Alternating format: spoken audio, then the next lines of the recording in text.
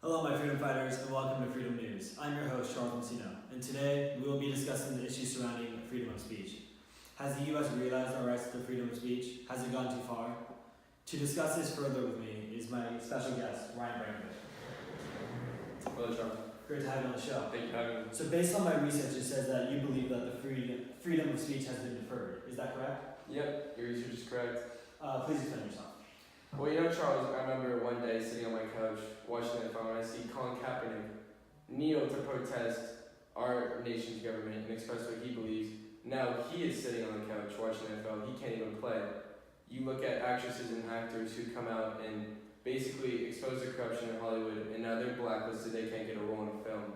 So I do think that people aren't being rewarded for coming out. We're now getting in trouble for our freedom of speech.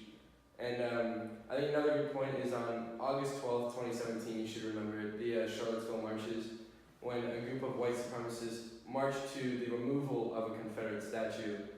They were met there by a group of counter-protesters, and basically, since you have two groups with two opposing views protesting, of course there's going to be a riot breaking out. So eventually a car plows through the crowd, killing one, injuring dozens. Now, what this shows to me is you have one group that's basically trying to shut up another group. You have the counter-protesters trying to stop the white supremacists from expressing themselves. Now, I don't agree with the white supremacists, but I do respect them and allow them to express themselves. We have to respect their point of view as well.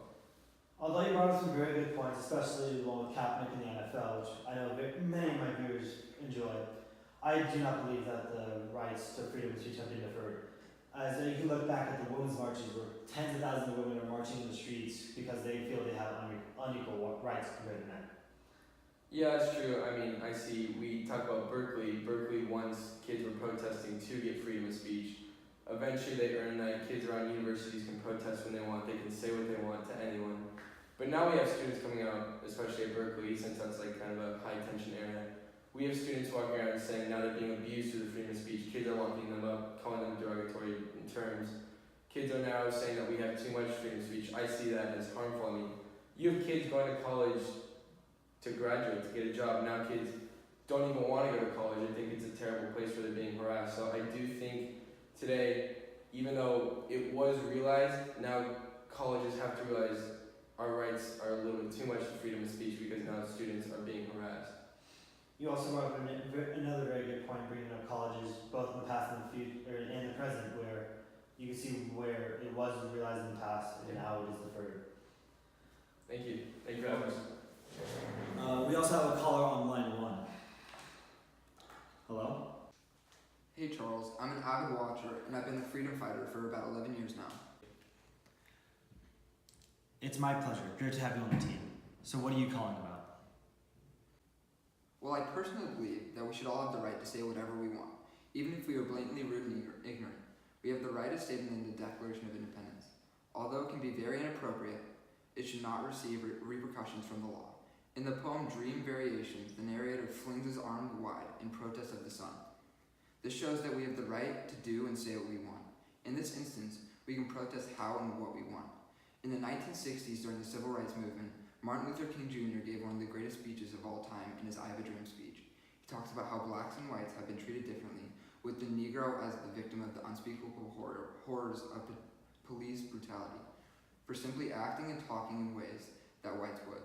Instead, they would be persecuted harshly for their actions. Thankfully now, we can say that no one is above another when it comes to free speech. Thank you for calling, Jacob. Your words are very powerful and persuasive.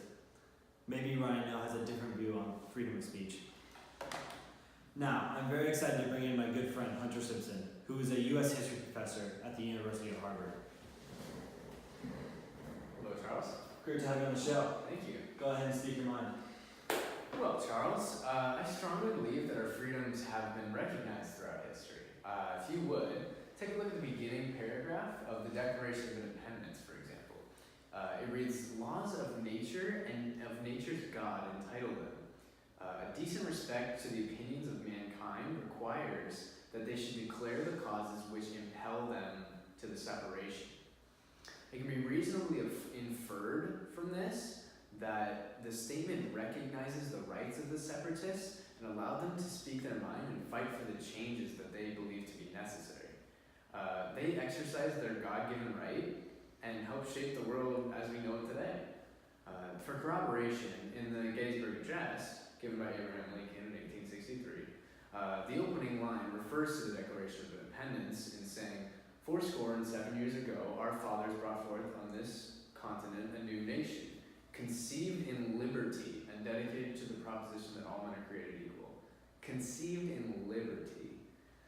That means that the very essence of the United States of America can be summarized in the word liberty, which includes the liberty to speak your mind and share your thoughts with whomever it may concern. The Declaration of Independence, the proposition that helped create the United States, states that man is endowed freedom of speech. And if that doesn't mean anything,